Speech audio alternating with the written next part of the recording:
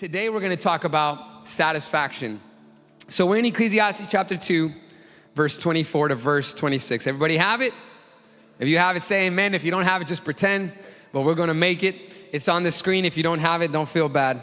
It says here, there is nothing better for a person than that he should eat and drink and find enjoyment in his toil. This also, I saw, is from the hand of God. For apart from him, who can eat or who can have enjoyment? For to the one who pleases him, God has given wisdom and knowledge and joy. But to the sinner, he has given the business of gathering and collecting, only to give to the one who pleases God. This also is vanity and is striving after the wind. Our topic this afternoon is once again in the form of a question, and the question we will be answering today is, why am I unsatisfied? Why am I unsatisfied? This afternoon, we're gonna explore the reality of dissatisfaction. And by looking at the problem, we will then find the solution and learn how to truly be satisfied in God alone. How many of you are ready? Let's pray. Father, we thank you for this day. Thank you for your presence. Thank you for the access we have to you and to your word. We hope not to take it in vain. And we ask, Lord, that you speak to us in a personal way. Illuminate our understanding. And let the conviction of the Holy Spirit fill us to understand that nothing on earth will satisfy us permanently in a lasting way, the way that you alone can. Show us, God, how you created us to be satisfied, but not by the things of this earth. We love you, Lord. We need you. Speak to us. We ask in your name. Everybody says, amen. You may take your seat. Why am I unsatisfied? From the moment we are born until the day that we die, each one of us is seeking satisfaction. From the moment we are born, when we were babies and you know, our incessant needs, crying and needing a bottle or needing to be fed and needing affection and needing touch from our parents and love. From the moment we were born, God designed us, wired us with an intrinsic need for satisfaction. And everything we did from the moment we were small was a true need to be content, to be satisfied. And as we've grown and matured, we evolve as adults, and we go from those simple, basic, essential needs like food and affection and sleep and care to more complex and profound needs. We long for satisfaction in deeper ways, and therefore we search for it in other ways. We start to seek satisfaction of the soul in pleasures, or we seek satisfaction of the soul in possessions, or maybe in experiences on earth, or maybe in having recognition or renown or popularity. And before we examine the reality of satisfaction and dissatisfaction on earth, we have to define the term satisfaction. What do we mean by it? And I think in a very general way, satisfaction simply means when you meet your desires, your expectations, or your needs. When you have a desire, an expectation, or a need, and it is met, that is when you feel this thing we called satisfaction.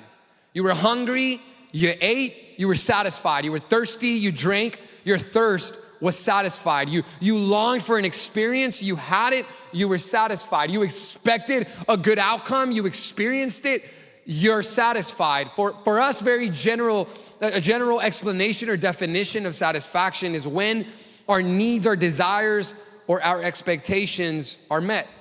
But the reality that the preacher of Ecclesiastes in chapter 2 confronts is that even though we are in an incessant search after this pursuit of satisfaction, the reality is we don't always find what we're looking for. On the contrary, we get what we did not want. You know what that is? Disillusionment. The reality, says the preacher, is that while we are pursuing satisfaction, unfortunately, what we very often find is disillusionment. We're looking to be satisfied. We're looking to be content. But the reality check of Ecclesiastes chapter 2 is that life doesn't always give you what you're looking for. Sometimes you do everything right and you expect a good turnout, but on the contrary, you receive a negative response or consequence. Sometimes you put all your effort, and for all that you do, you have no return or no gain for all that you have given, sacrificed, and invested. The reality is that on earth we may seek satisfaction, but instead we are met with disillusionment. And there's a tension inside of us when this happens. Because maybe the question emerges in your soul, in your mind, like it has in mine when this happens to us. And we say, why would God create us with a need to be satisfied if we can't find satisfaction on earth? Why would God create me with the need to be satisfied if when I pursue that God ordained and created need within me, in everything on earth, pleasures, possessions, experiences, for all that I search, the more I feel that pleasure is within my grasp, that satisfaction is within my reach, like a vapor, like a mist, like chasing after the wind, it vanishes. You may present the question, why would God create me to be satisfied if nothing on earth will satisfy me? And this is the tension that the preacher of Ecclesiastes wrestles with in our passage today. He looks at life and he says, there is no mistake in our need for satisfaction. This is our God divine design. The reality is, he says in conclusion, I have understood that God designed me to be satisfied not with the things of the earth. In other words, I've been searching on the earth for something the earth could never give me. True satisfaction is possible. He comes to this conclusion, but not in the things of the earth. And this is important because the preacher is telling us your need to be satisfied, my need to be satisfied, our longing for pleasure, our longing for contentment are not things that are wrong within us, broken within us. What is wrong is our pursuit of them. We have sought after pleasure and satisfaction and contentment in the wrong things. So the preacher goes on this test, let's call it. He goes on this experiment of sorts, and he says, let me go through life, and I'm gonna try everything. I mean, this guy listen to me, he starts wilding out. This boy says, I'm gonna have every pleasure I can think of, everything my eyes see and desire, I will attain it. Anything I can think of, conceive of that I want to experience, I'm gonna do it. He had all of the experiences, all the pleasure, all the possessions, all the wisdom of man that he could fathom. And after having experienced it all, he says, it is still vain. I am still dissatisfied. It is still not enough. And if you remember with me in Ecclesiastes chapter 1, the preacher examines the dilemma of life's brevity. Life is so short. Death is at the door. Remember, death is coming. And because death is coming, it affects the way I look at life right now. Because at moments, life seems like it's never going to end. But when you face the reality of death, and life's futility is brought to the surface, then you realize, hey, this moment can't be taken for granted. I can't live my life recklessly, without purpose, without direction, because this life is not forever. This life is but a moment. And the examples and illustrations that the preacher employs to argue his point are the cycles of nature. Do you remember that in Ecclesiastes 1? He looks at the sun that rises and then descends. It hastens to go back to the place where it came from. He looks at the winds. Do you remember the winds? He says they come from the south and turn around in the north, and their currents cycle around over and over. He looks at the streams that empty out in the sea, yet the sea is never full. He looks at nature, and the cycles of nature parallel the cycles of the human soul. We are always longing, always searching, but we are never satisfied, and we can't control the circumstances of earth. For all that we do, sometimes we should be healthy, but we're sick. That ever happen to you? You're like, this makes no sense. I've been eating so good. I impress myself. And yet I'm sick. How did this even happen? I've been working so hard and I still have so many needs. It doesn't make sense. I'm surrounded by so many people, yet I feel so lonely. I have so many things, yet I still feel so empty on the inside. Those are the cycles of life. The sun ascends and then descends right to where it started. The winds go in these never-ending cycles. And by looking at nature, he realizes it'll never be enough. Yet someone, maybe a skeptic, is listening to his argument and refutes him and says, yeah, preacher, it's easy to sit on your philosophical ivory tower and to look down upon the earth and to observe nature and the cycles of creation and say, oh yeah, there's no happiness on earth, but that's because you're not living it. You're just up there philosophically exploring life, but if you come down here with the rest of us, some skeptic might say, preacher, if you partied with me on a Friday, you'd realize that what the good life is really all about. You haven't You haven't drunk what I've drank. You haven't been to the places I've been. You haven't experienced the pleasures of earth like I have. Some worldly skeptic might refute the preacher and say, you're just talking all theory. You have no experience. So in Ecclesiastes chapter 2, the preacher goes from this theoretical, philosophical examination of creation, but he comes down to earth and says, all right, let's do an experiment. No more talking, let's live it up. Let's live the life. The life, the American dream, let's say. Let me live the best life and experience all the pleasures of earth. And in the end, I will be able to say if there's something on earth that can satisfy me. And after experiencing all the pleasures and all the experiences and attaining all the possessions he could fathom, you know what he says? He says, none of it satisfied me. And this is his conclusion. The preacher realizes life is not about pleasure. The end goal of life is not to be satisfied. Life could never give you that or produce it. The preacher realizes life is a gift from God, and God alone can satisfy the heart of man. He realizes his pursuit for satisfaction on the earth was futile and vain because the earth could never give him what only God could provide for his soul. So there are three categories in which he examines all of the pleasures of the world. And the first that he examines, the first thing he says, I let myself loose. I went wild. And after doing this, I was still not satisfied. He says the first cause of dissatisfaction is seeking pleasure on earth. And pleasure will never be enough. Here's his first point. His first exploration. The preacher does this life experiment. He says, okay, the skeptic might think that I'm judging life unfairly because I haven't experienced the good life. Well, let's live the good life. Let's test it out. And we'll start with pleasure. Go with me to Ecclesiastes chapter 2, verse 1. And look at how he puts pleasure to the test. He says, I said in my heart, come now, I will test you with pleasure. Enjoy yourself. But behold, this also was vanity. Look at what the preacher does. First of all, he has a little conference with himself. You ever done that? You ever talk to yourself? You know, you're going through something, you're like, I need to have a little meeting with myself. And you just sit down and start talking in your brain. You know, you're like, listen, okay, what are our options? You know, what should we do? Is this good for us? You know, you're talking to yourself. This is what the preacher does. He's already examined creation in chapter 1. He's looked at the cycles of nature. He's seen that life could never provide happiness in and of itself. So he says, okay, now let's try the experiences and pleasure. So he has a little self-conference and he meets with himself, and look at what he says. He said to his heart, come now, I will test you with pleasure. Look at this. He's not saying, I will test pleasure. He's talking to someone and says, I will test you with pleasure. Who is this you? Who is the object of his test? It is life. Everyone say life. He's telling life itself, I am going to test you, life. I'm going to put you to the test. He's telling life, give me everything you got. Give me the best of the best. I'm going to test you, life, with pleasure. I'm going to indulge in everything that comes to my mind, everything you can conceive of that would satisfy you. This man says, I'm going to taste it. I'm going to enjoy myself. But after having done it all, what does he say? He says, in the end, it was all vanity. Now listen, a lot of theologians and biblical historians believe, due to textual evidence in Ecclesiastes, that the writer or preacher was very probably the king of Israel, Solomon.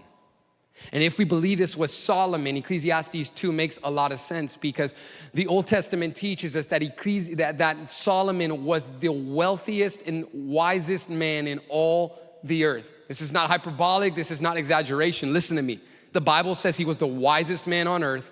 He was the wealthiest and most prosperous man in his time on earth.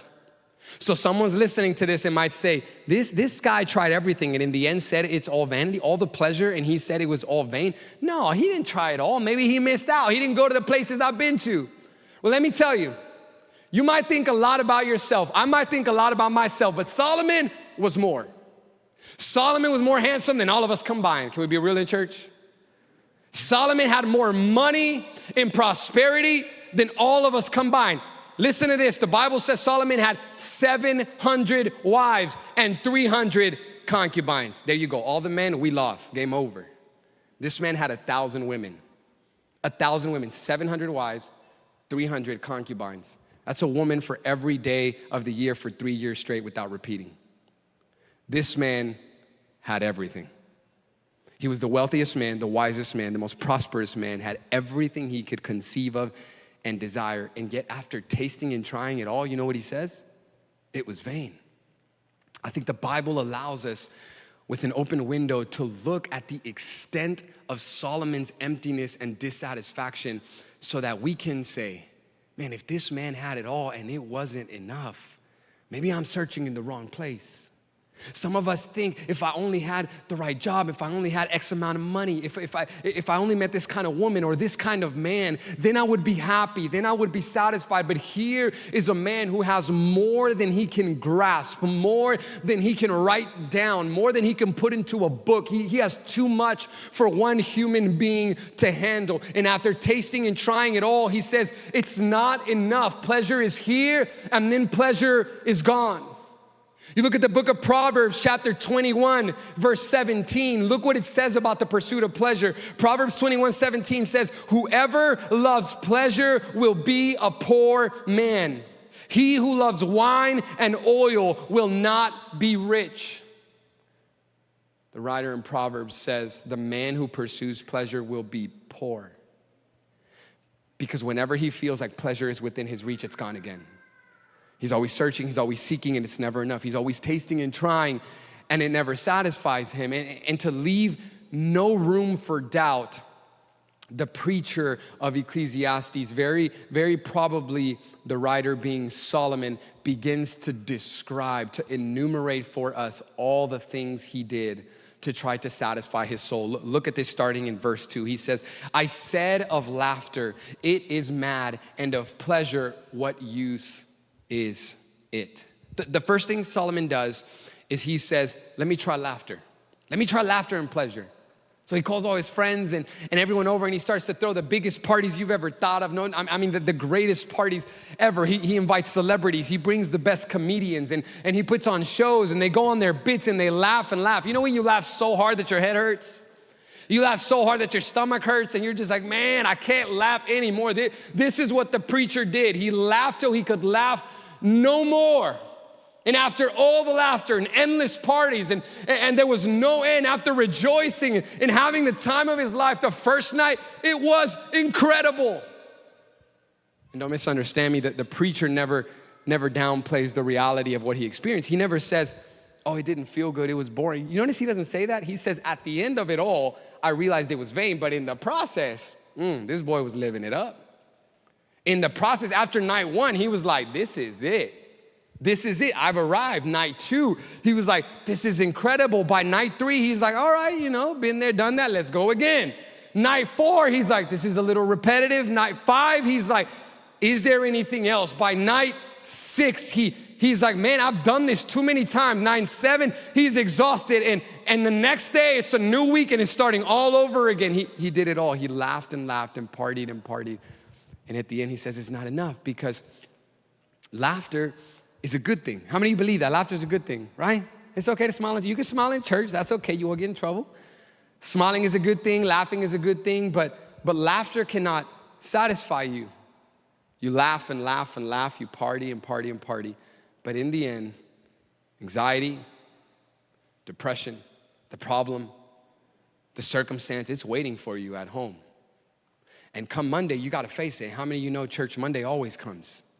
Monday always comes. The reality that the preacher understands is that laughter is not bad, but laughter can't satisfy me. Partying and human joy can't satisfy me. It's like when you're down and you're sad and someone that loves you comes over and pokes you, on the side, and they're like, come on, give me a little smile. Come on. You're like, no, man, I'm not feeling good, bro. I'm not, just get away, man. I don't want to hurt you. I don't want to put my hands on you. Just go over there. And they come, they're like, come on, man. Give me a little, come on. Let a little smile. And then they get something out of you, and you're like, and you feel good. For about a minute, you feel good. But then they go away, and the laughter fades, and then the problem's still there.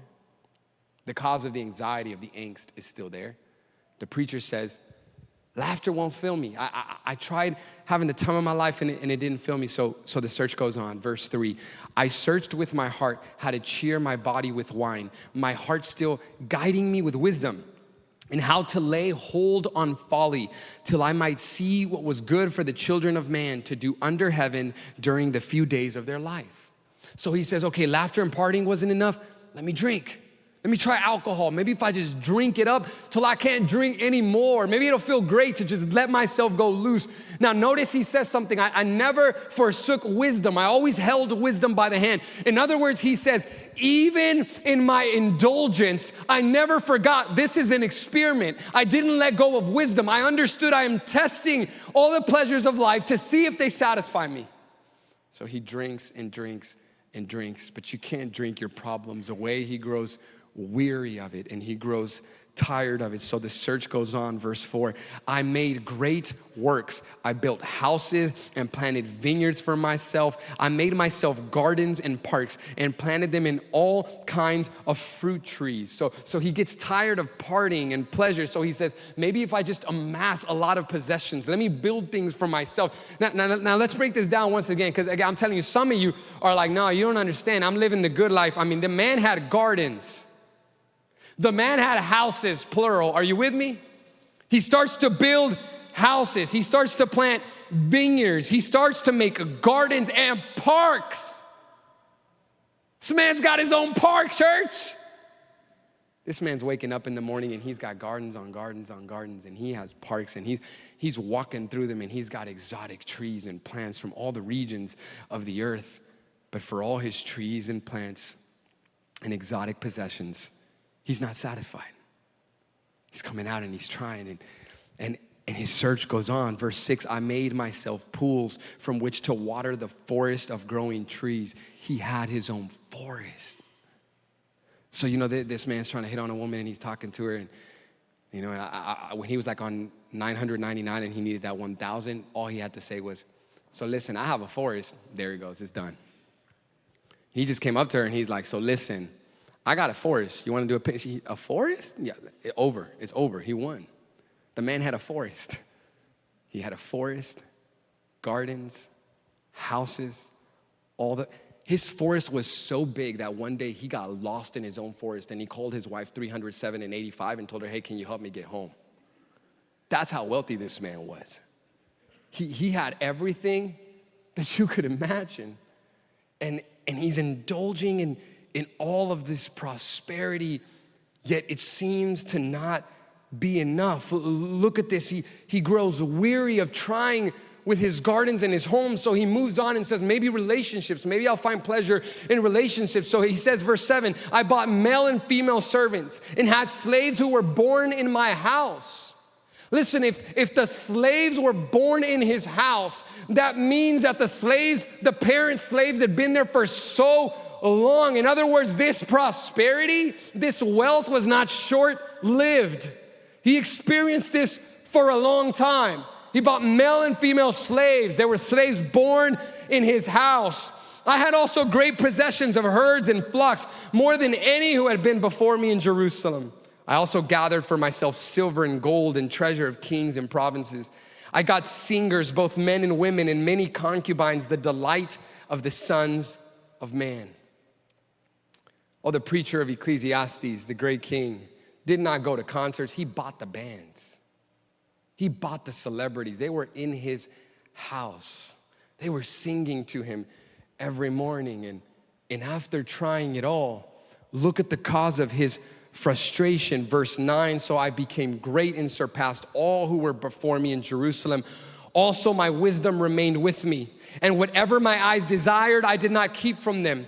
I kept my heart from no pleasure, for my heart found pleasure in all my toil, and this was my reward for my toil. Then I considered all that my hands had done and the toil I had expended in doing it. And behold, all was vanity and striving after the wind, and there was nothing to be gained under the sun. Oh, church, some of us think that the poor are the ones who are restless and can't sleep at night. But here's the wealthiest, most prosperous, wisest man on earth saying, I can't sleep at night. I can't rest. Because you see, the poor grow anxious because they desire to attain what they don't have. But the prosperous grow anxious because they weary about losing what they have attained. At the end of the day, everyone suffers the anxiety of life. No one can escape it. No one can flee from it. This is the truth that the preacher is beginning to understand. He's looking at what the Bible considers the effects of the fall. You see, in the beginning, when God created us, he created us as human beings with a desire to be satisfied, with a need to experience pleasure.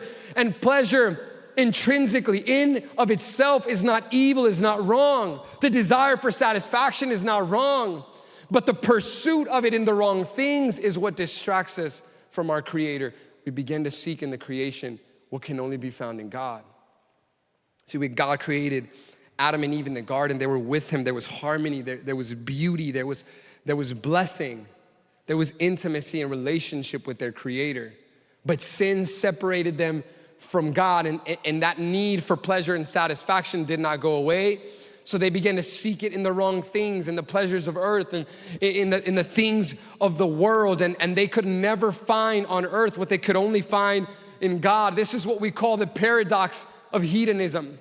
See, hedonism is this philosophy that teaches us that the end aim, or the greatest aim in life, is to experience pleasure, to find pleasure, to experience happiness through the means of pleasure. But the reality of the paradox of pleasure, or the paradox of hedonism, is that the closer you get to it, the further it pulls away. The more you think you have it, the more that it's gone. What did Solomon think? Well, if I only have this amount of possessions, I'll be happy. Let's build another garden. Let's build another house. Let's make a forest. Let me find another wife. Let me find another concubine. Let me purchase another slave, or maybe buy another singer, or maybe bring another comedian, maybe drink another bottle, maybe try another pleasure, maybe go to another place, maybe eat another plate, maybe look at another sight, maybe wake up another morning, maybe swim in a different ocean. But for all that he did, he says, it was all vanity. None of it can fill me. None of it can satisfy me. And after trying pleasure, he says, let's move on to the next thing, because pleasure was not enough. So he moves on to wisdom. And he says, if pleasure could not satisfy me, maybe human wisdom will.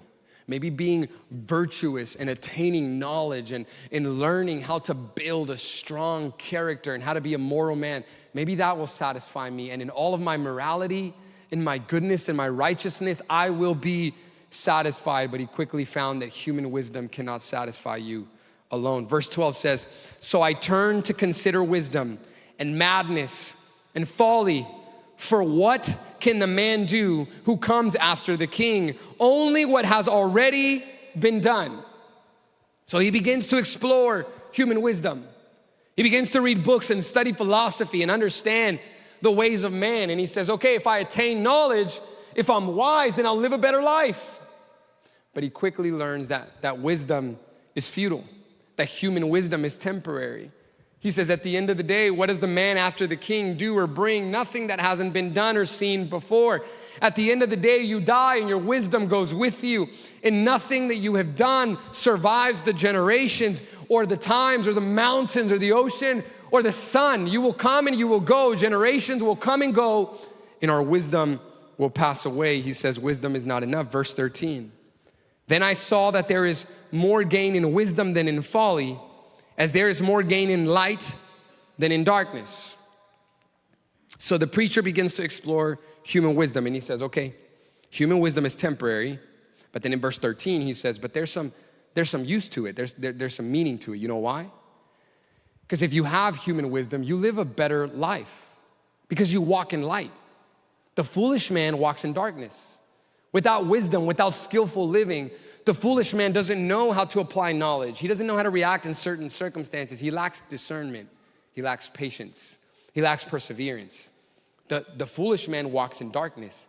He doesn't see the hole ahead in the road. He doesn't pay attention at the coming sufferings and pains of life. He lives just for the moment. The foolish man walks in darkness, yet the wise man walks in light. So he says that there is a meaning to wisdom. There's a usefulness to wisdom. There's a utility to wisdom which can be brought to your own gain. But then he quickly counter-arguments himself. And look at what he says next. He says in verse 14, the wise person has his eyes in his head, but the fool walks in darkness. It's like the same thing restated in a different way. But then he adds, and yet I perceive that the same event happens to all of them. So the preacher is sitting down and he's observing the foolish man and the wise man, and he says, okay, I tried pleasure, it didn't satisfy me. Now I'm looking at wisdom, and I see that the wise man, he lives a really good life. He's respected. He's making a difference in his circle of influence, his community. I look at the foolish man, he lives a reckless life. It seems like being wise gives you gain. You walk in light, the foolish man walks in darkness, but then he looks at the end of their lives and he says, wait a minute, at the end, they both die. The wise man dies, the foolish man dies. The righteous dies, the unrighteous dies. The rich dies, the poor dies. They all die. And how many of you know that sickness makes no exceptions? It's not like, oh, you're rich, man, I'm only gonna be on you for about a week, right? Disease is not like, oh, you come from a good family? Nah, you're good, bro, I'm not gonna get you. Disease makes no exceptions, shows no partiality of men. It comes to everyone. That is death. Death comes to everyone. Because you were wise, you don't die less, and because you were foolish, you don't die more, right? None of you be like, I just came from a funeral, you know, my uncle, but he was wise, so he died less. That guy, he was messed up, so he died more. No, the preacher says, you don't die less or more depending on how you live. You die. That is the end. It comes and it's over, and everything you did is left behind. Nothing can be added, nothing can be taken away. He says, death is the great equalizer of man. It comes for everyone, and when it does, there's nothing you can do about it. So in the end, what's the point of being wise if you're just gonna die? Do you see that? And he posits such a profound question in verse 15. He poses this amazing question. He says, then I said in my heart, what happens to the fool will happen to me also. Why then have I been so very wise? And I said in my heart that this also is vanity. The preacher looks at life and says, man, you could spend your whole life outside of God, and you could read books, and you could be positive, and you could strive for a positive mentality, and you could go to Barnes and Nobles and buy all the books on positivity and go to the section of self-help and get 10 steps for success and watch all the videos on the gram about how to be an influencer and how to look great, how to do your makeup, how to restock your pantry, how to restock your fridge, how to restock your underwear, how to restock your socks, how to organize your kids. I mean, there's videos for everything. And at the end of it all, you're still gonna die. And the little plastic containers for restocking will survive you and survive me. And the things of the earth will pass. And for all your wisdom and knowledge and positivity, and for all of mine, and for all our self-help understanding and human flourishing concepts, we die. So he's looking at this reality and he's like, what's the point of it then? If at the end of the day, human wisdom cannot give you eternity, and human wisdom cannot give you satisfaction, and human wisdom cannot fulfill you, then what is the gain of human wisdom? Human wisdom cannot accomplish what only Jesus Christ can accomplish. There is only one that gives eternal life. There is only one that transforms, and his name is Jesus. I can't for all my knowledge save myself. I can't with self-help books beat my desires. I can't with human will and grit and volition try to overcome my own sinful wrongings and desires. I can't do it. The only one who can transform us is Jesus. So the writer is looking at human wisdom and he sees its limitations. It's not that human wisdom is meaningless. It's not that we can't learn from the wisdom of man. It's that the wisdom of man cannot satisfy us. The wisdom of man cannot fulfill us. Why? Because both the wise and the fool die. But then he says both the wise and the fool are forgotten. Look at this in verse 16. For of the wise as of the fool, there is no enduring remembrance, seeing that in the days to come, all will have been long forgotten. How the wise dies just like the fool. So I hated life because what is done under the sun was grievous to me. For all is vanity and is striving after the wind. Can you imagine him? He's sitting in one of his mansions, one of his palaces, one of his homes, surrounded by gardens. At a distance is his forest. There are slaves all around him. They are feeding him grapes from his vineyard. They are giving him delicious wine. They are feeding him from his own meals. They are bringing his concubines to sit around him. Comedians are making him laugh. His singers whom he purchased are singing in front of him. He's sitting with all the books of knowledge and yet surrounded by everything. He screams into the world and he says, leave. Everyone go. Leave me alone. And wife 782 is like, me too? He's like, yeah, you too. Everyone leaves. And here he is, and the man who had it all. You know what he says? I hated life. Man, we really think the reason I'm struggling with life is because I'm broke. You know? The reason sometimes I have this angst about life is because my family's messed up. The reason I'm frustrated is because I don't have enough. So if I just had enough, if I just had the right person with me, if I just had the right marriage, but let me tell you, Solomon teaches us the right marriage isn't going to satisfy you.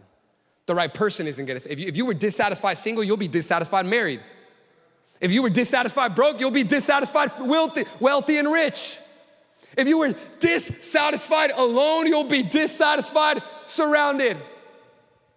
Man, we got like 4 bushes and they're dried out and dying in this Texas heat. Outside of our flower bed, the man had gardens and he was dissatisfied. He's understanding something. This satisfaction I'm seeking, I'm not finding it in pleasure. I'm not finding it in the earth. I'm not finding it in wisdom. So wisdom is insufficient because both the wise and the fool die. Wisdom is insufficient because both the wise and the fool are forgotten. But there's a last argument he presents against human wisdom. And we find this in chapter 1. Go back with me to Ecclesiastes chapter 1. And we're going to go down to verse 12. Verse 12. And here, the writer tells us something else about wisdom that leads to its futility. He says in verse 12, I, the preacher, have been king over Israel and Jerusalem, and I applied my heart to seek and to search out by wisdom all that is done under the sun. It is an unhappy business that God has given to the children of man to be busy with. I have seen everything that is under the sun, and behold, all is vanity and striving after the wind.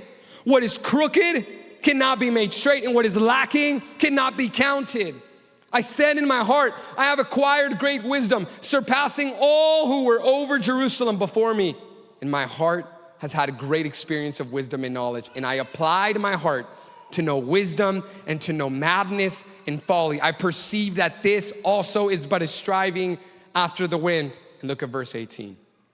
For in much wisdom is much vexation, and he who increases knowledge increases sorrow.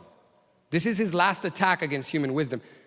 The preacher says, wisdom, human wisdom. Remember, he's not talking about the wisdom of God. He's talking about wisdom under the sun, human wisdom. He says, man's wisdom causes more sorrow than gladness. Now think about that for a second. Does that make sense to a lot of you? Because the first time I read this, it didn't make sense to me. I was like, what? You just said in chapter 2 that the wise man walks in light and the foolish man walks in darkness. In other words, the wiser that you are, the better quality of life you can live. Yet in chapter 1, you tell us that wisdom brings much vexation and sorrow instead of happiness. So which one is it?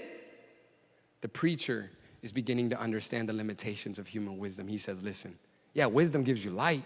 It gives you insight. It gives you practical discernment to know when and how to apply certain things in your life. But wisdom also brings sorrow. You know why? Because the more that you learn about life, the more that you see and unmask its insufficiencies. And the more that you see its insufficiencies, the more sorrow you experience because there's nothing you can do about it. The writer says human wisdom brings great sorrow. You know why? Because what's crooked cannot be made straight. In other words, you could be living a great life, you're doing everything right, and then you get a terminal illness.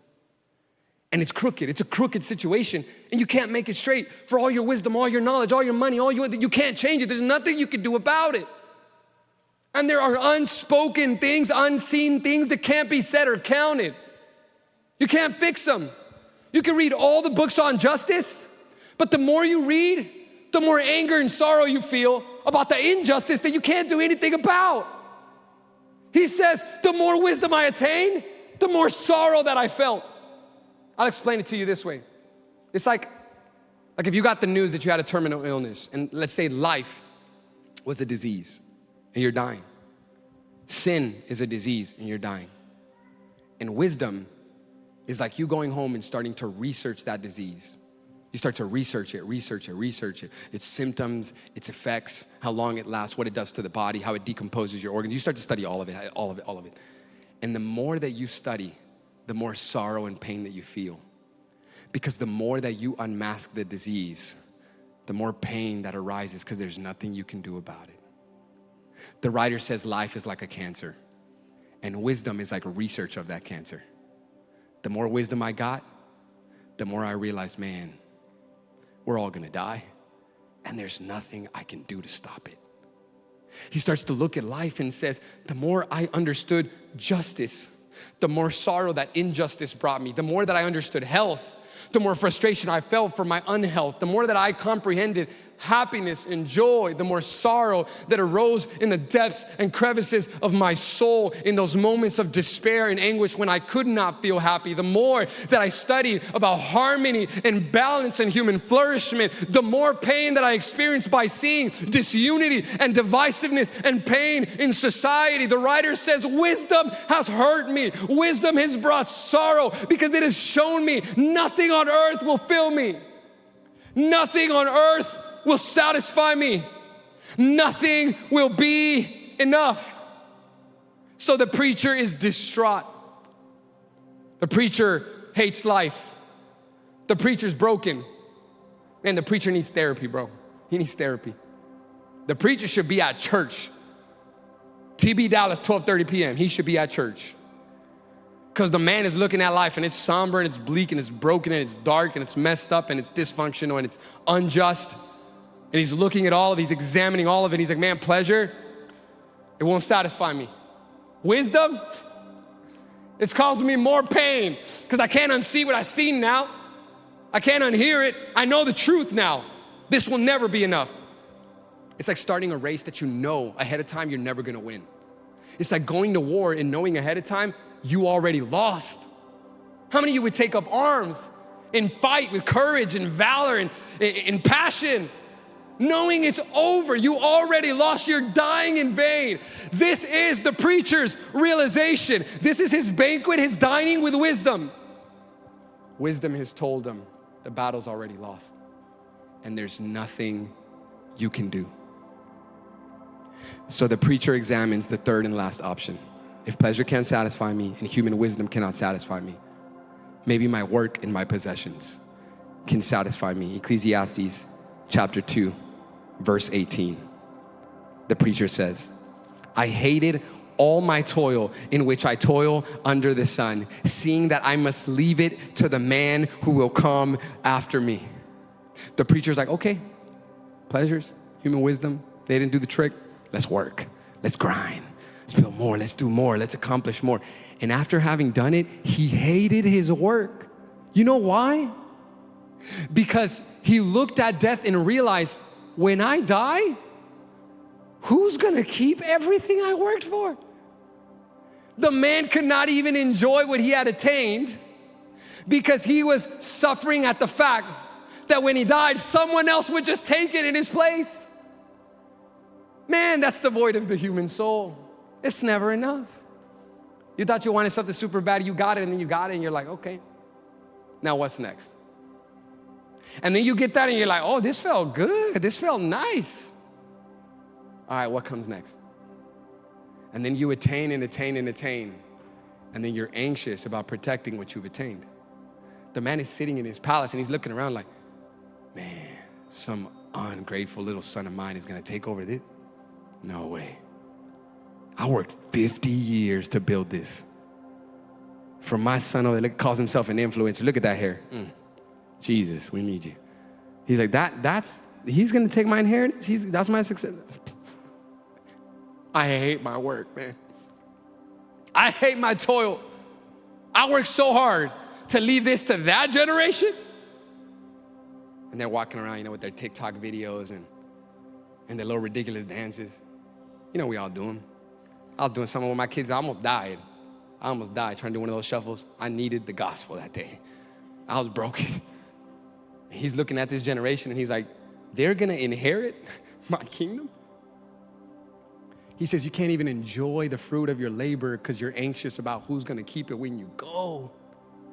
Man, work doesn't satisfy you. And hear this, it gets worse. Because this is Ecclesiastes. Once you think you hit rock bottom, just read the next verse. It gets worse. But listen, it gets worse so that it can get better.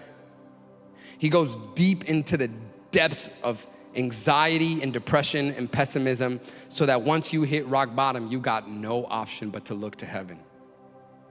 So the writer says, as if the anxiety of someone else taking on my wealth is not enough, what if it doesn't even end up in the hands of my children?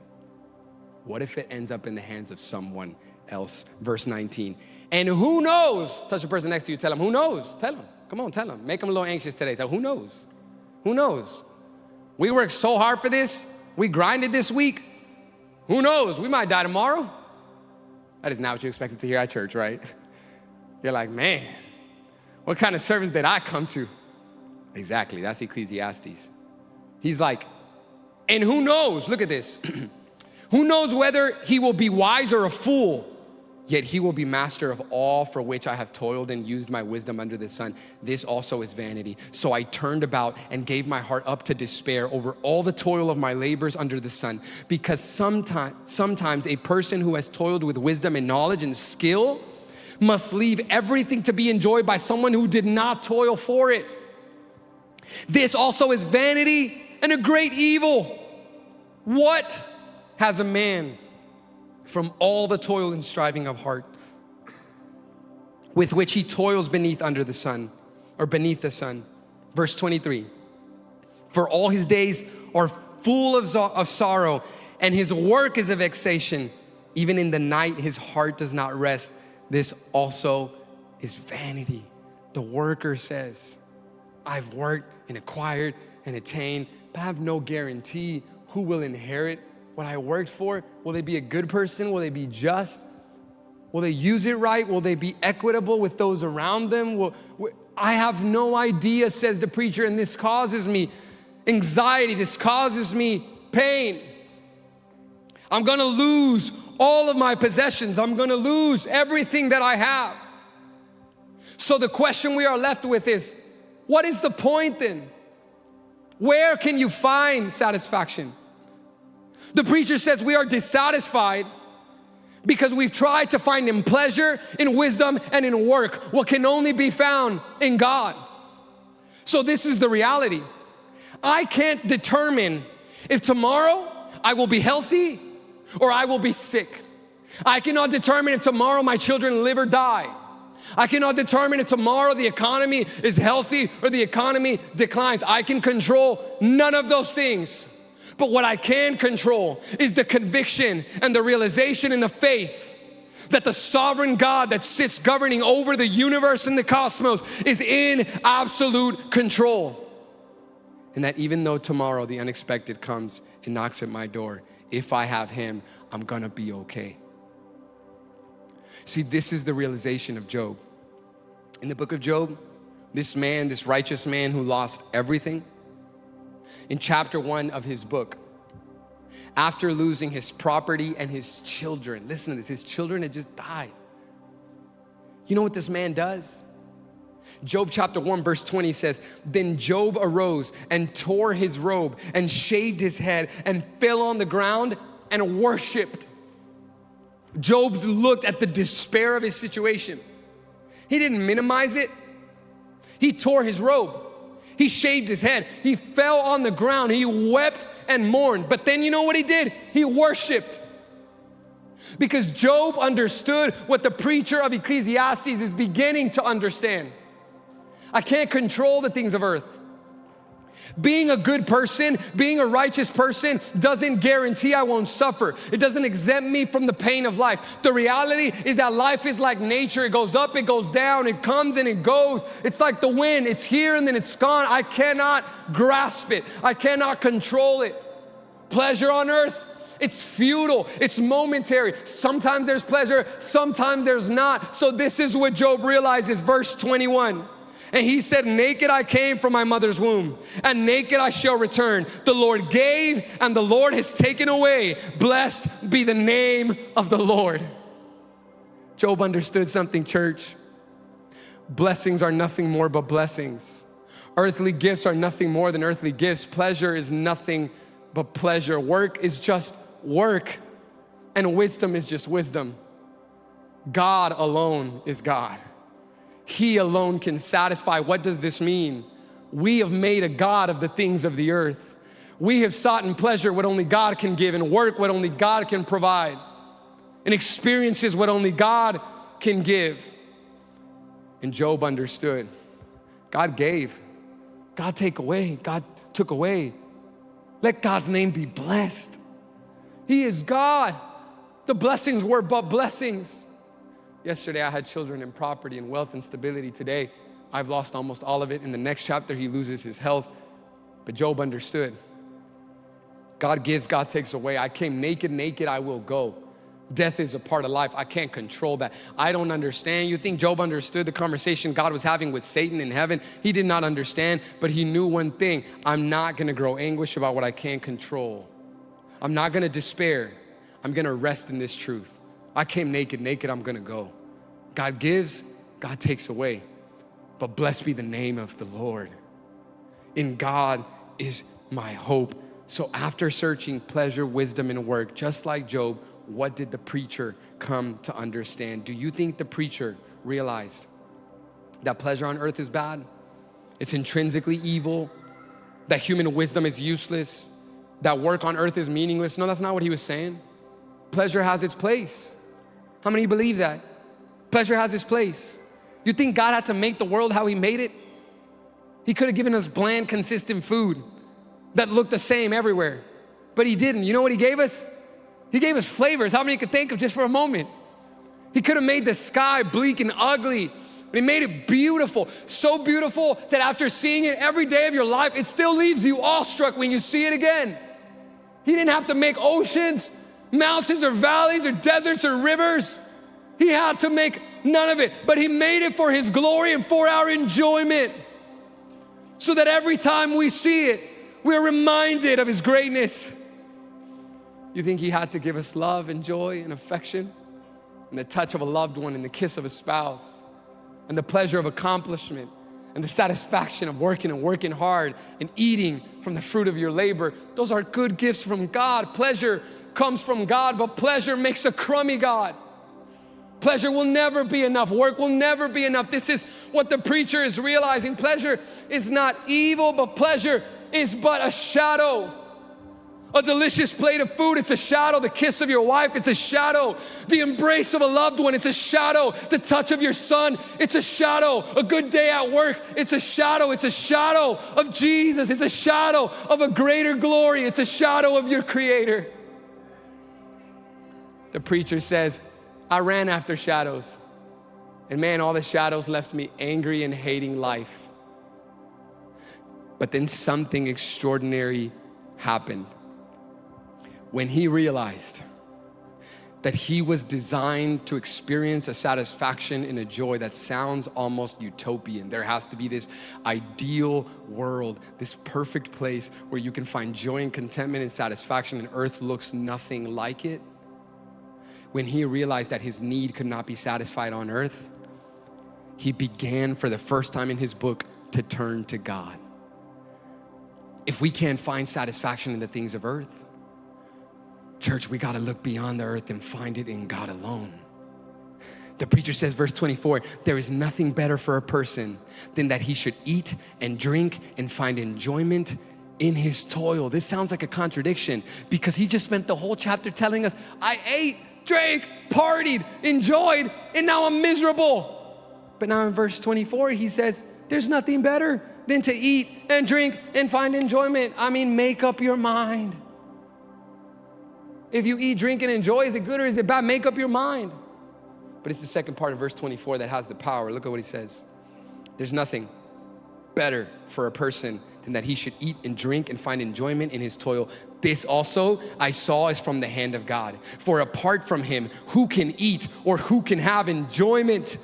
For to the one who pleases him, God has given wisdom and knowledge and joy. But to the sinner, he has given the business of gathering and collecting, only to give to the one who pleases God. This also is vanity and is striving after the wind.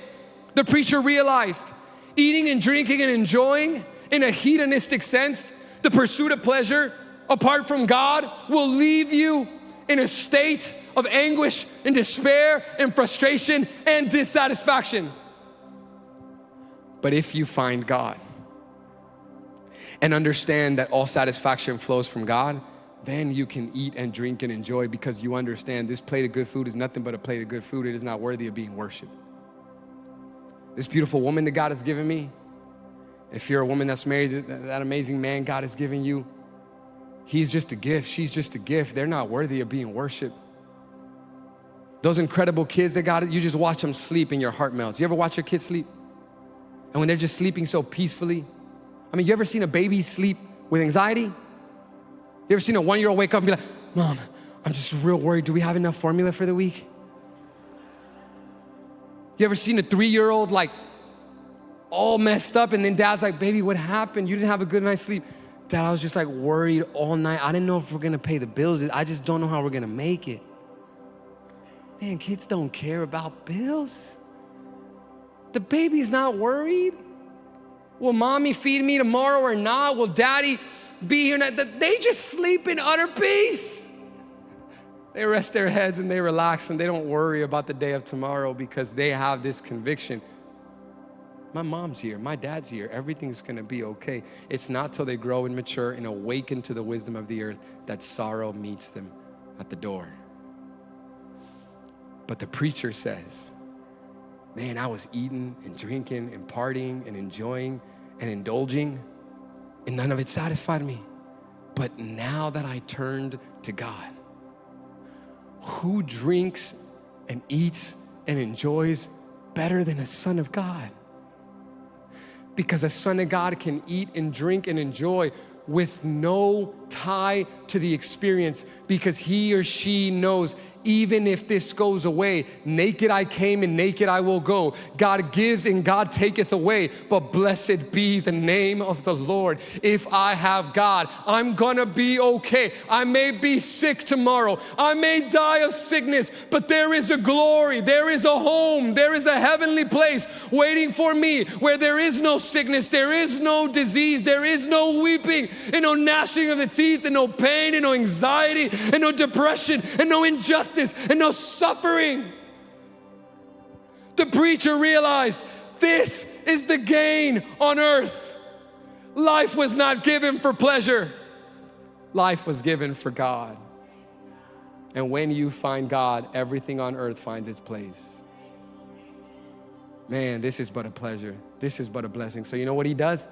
At the end, he says, eat, church, drink, rejoice, for you are a son and daughter of God. Who eats better than the sons of God? Those who please him, he gives them wisdom and knowledge and joy. Hey, did you catch it? Did you catch it? The devil's telling you, pursue pleasure, but the more you pursue it, the faster it slips away. But the preacher says, in the end, God gave me everything I was looking for, because I was seeking in blessings and gifts what I could only find in the giver. And when I went to the giver, I got him and everything I was looking for. I was pursuing wisdom. I was pursuing knowledge. I was pursuing joy. I was pursuing pleasure, and they always slipped away like a vapor. But when I turn to God, those who please God, to them he gives wisdom and knowledge and joy and satisfaction and contentment and happiness. It's not the end goal. It's the byproduct of the end goal. Jesus is the goal. Jesus is the focus. Jesus is the sun. Jesus is the target. Jesus is the finish line and the celebration party and the after party and all eternity. Jesus is all we need. And when we have Jesus, everything else finds its place. Hey, it's a plate of food. Enjoy it while you have it. That time with your family, when you're sitting there, enjoy it. The sun hitting you in the morning. I don't know about yesterday, but this week is getting better. Can we get an amen? Oh, Jesus, you're good. We needed you in Texas, Lord.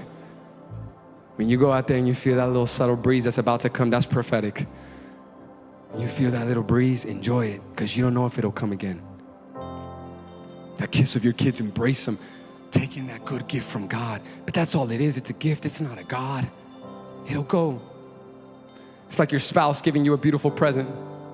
They took the time to do something creative, something romantic, something you know shows you they know you. And when you receive that gift, man, how horrible would it be to love the gift and worship the gift more than the giver of it? For your spouse to come in all excited and give you the box and you unwrap it and you open it, you don't even take the time to say thank you, to kiss them, to show them affection. You just grab it and you're like, and you run out to another room to indulge in the gift. This is what we have done. This is the pursuit of pleasure. We have indulged in the gift. We've taken the gift and we've put it on an altar and we've wrapped it in gold and we've wrapped it in silver and we've worshiped it and we've sung to it and we've knelt at its feet and we've implored to it to never go away and never leave us. Yet the gift was nothing but that. It's just a gift. It's just a pleasure. It's just a plate of food. It's just an experience. It's just a touch. It's just a kiss. It's just another ocean. It's just another sunrise. I don't know if it'll be here again tomorrow, but see it for what it is. It's a gift. There's only one worthy of worship, one worthy of praise, one worthy of glory for all the generations. It's the giver, church. It's Jesus. It's the creator. The preacher says that is the source of satisfaction. Would you stand with me this afternoon? Come on, God is here. God is here. God is here. And this altar is open. This space is open. If you have a need for satisfaction, like we all do, today can be the day that you encounter that in God. I don't want to mislead you. Finding satisfaction is not coming to one service, hearing a good sermon, and then leaving and being never the same. This sermon is a starting point so you and I can begin to pursue satisfaction in the right place. When you get in the Word of God, when you get in the presence of God, your perspective on the things of earth changes. And like the preacher, you experience the sorrow of the earth because you realize the earth will never fill me. But then you experience at the same time the joy of heaven because you know the Father sent His Son. And in Him there is fullness of joy forevermore.